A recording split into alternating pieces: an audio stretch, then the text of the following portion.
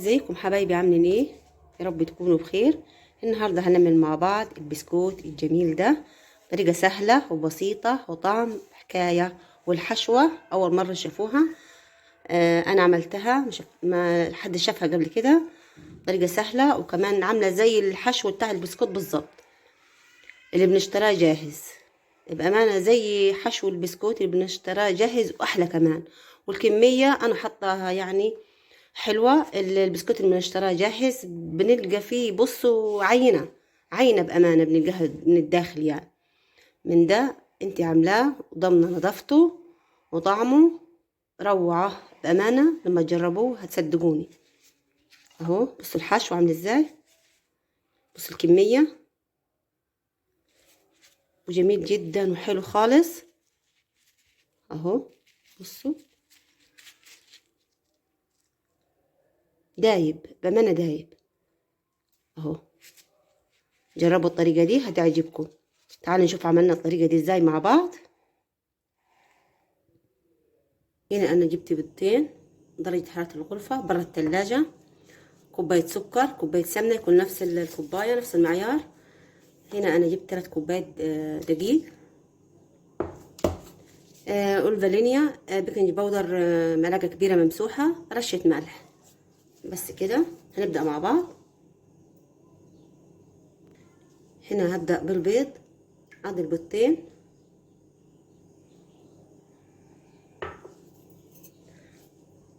عليهم حوالي معلقة صغيرة فانيليا كده،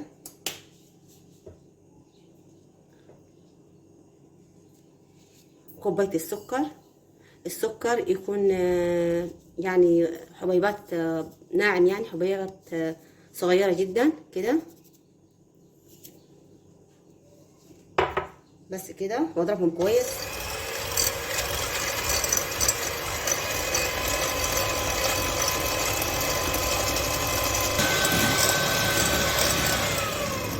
هنا فضلت اضرب في البيض والسكر لغايه ما السكر داب خالص.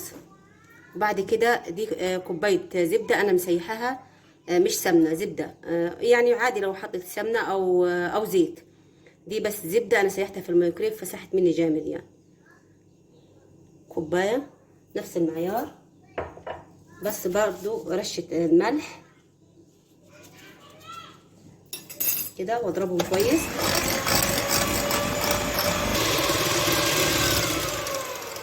بس كده هسيب المضرب وابدا بايدي، هنزل بالدقيق. محطهمش كلهم مره واحده.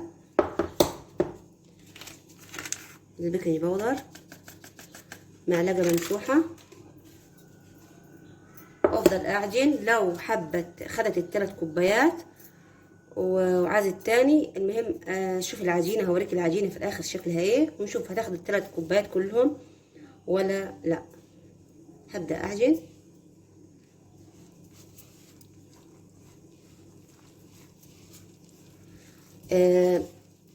الفكره يعني انا مش بعجن، انا بلف بس كده لف اهو، زي ما انتوا شايفين، مش بعجن كده كده.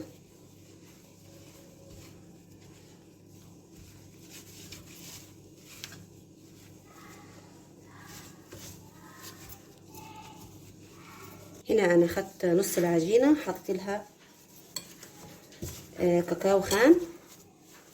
هبدا اعجنها.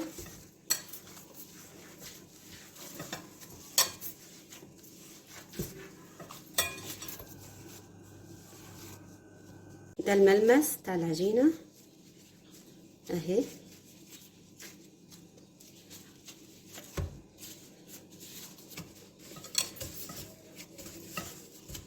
ودي اهي كده.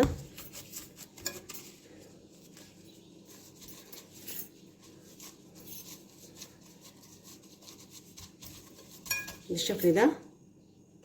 انا اخدتش معايا الدقيق كله، فضلت حوالي نص كوبايه اهي، يعني اخدت كوبايتين ونص. بعد كده هاخد العجينة اللي انا عملتها كده،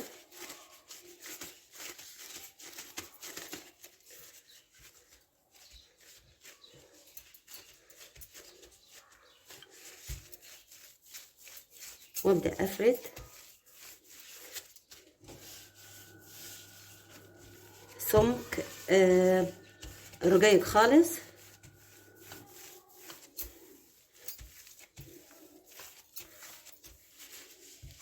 ممكن تحطي على الوش ورقة يعني كيس تلاجة يعني عادي. ممكن اعملها كده.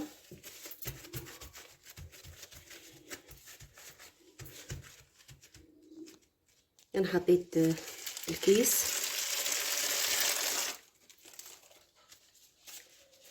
والقطع اللي انت حابة تعملي بيها صغيرة كبيرة براحتك. هنجرب مع بعض.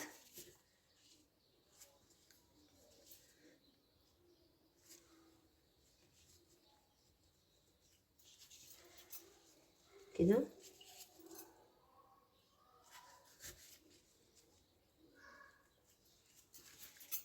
بس انا حابة اوريكم السمك بتاع البسكوتة اهو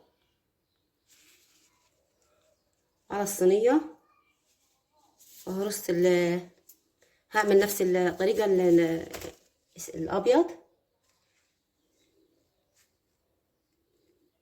كده.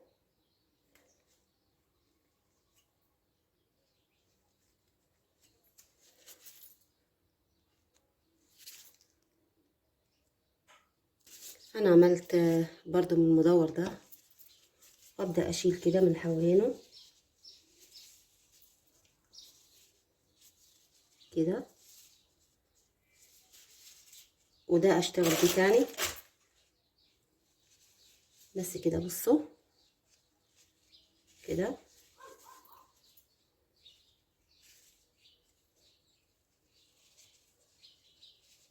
سهلة خالص.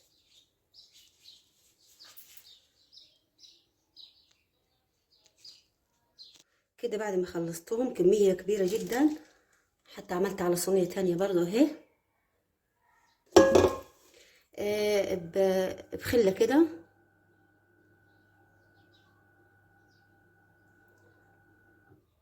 كده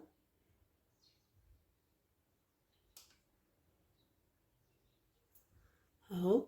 مش واضح اهي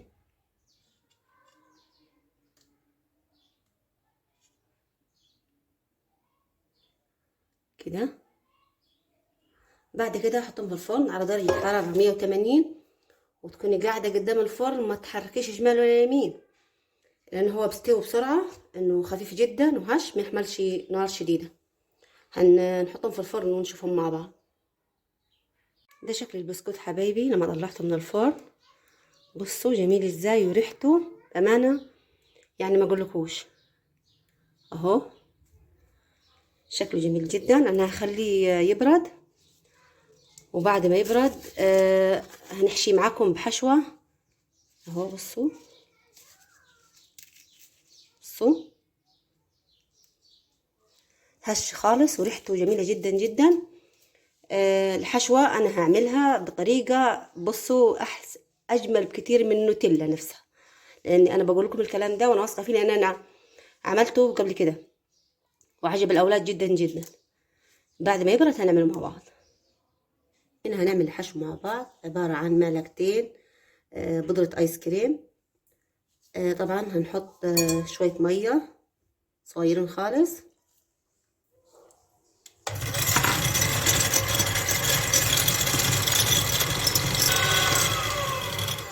بصوا كده. بصوا متمسكين اهو، ما نخلوش يعني طري.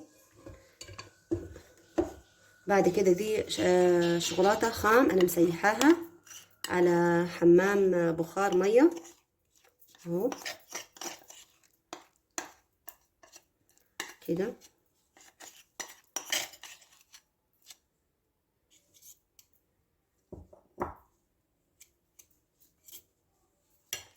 ومعلقه كبيره نسكويك. اهي.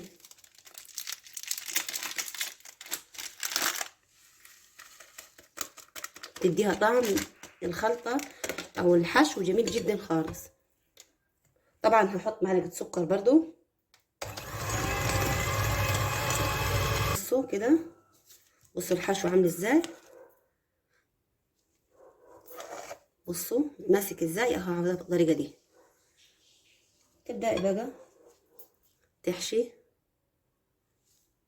طعمها جميل جدا جدا، صدقوني بأمانة جربوها يعني من الاخر كده.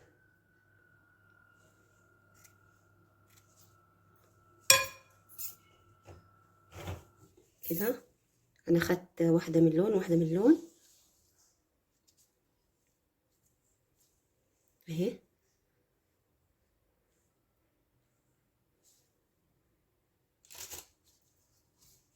هعمل واحدة تانية معاكم.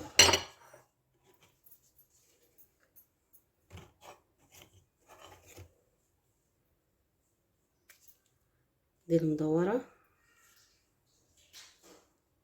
كده، على حسب ما عاوزة الكمية، حابة تكتري كده. وادي اللون التاني كده.